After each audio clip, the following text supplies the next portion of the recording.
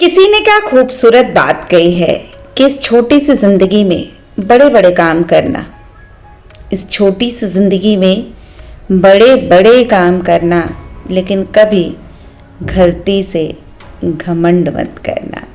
नमस्कार दोस्तों, ईश्वर सदैव आपका भला करे और आपकी झोलियां ईश्वर के आशीर्वाद से हमेशा भरी रहे। तो दोस्तों, आज बात करेंगे एक विशेष कहानी की जो स्वामी विवेकानंद के जीवन की है।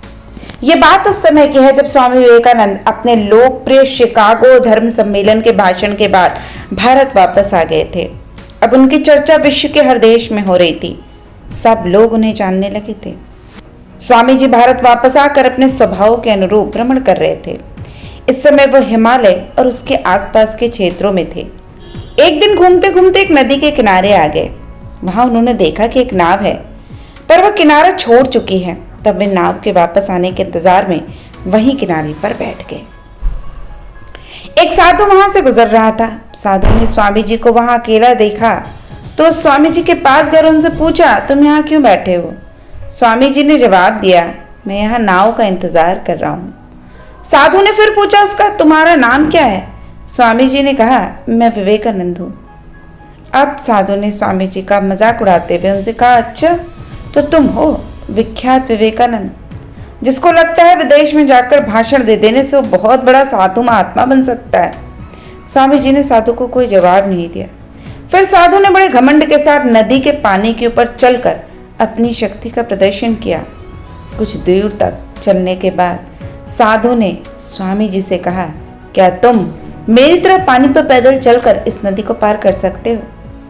स्वामी जी ने बड़े ही आदर और विनम्रता के साथ साधु से कहा, इस बात में कोई शक नहीं कि आपके पास बड़ी अद्भुत शक्ति है, लेकिन क्या आप मुझे बता सकते हो कि आपको यह असाधारण शक्ति प्राप्त करने में कितना समय लगा?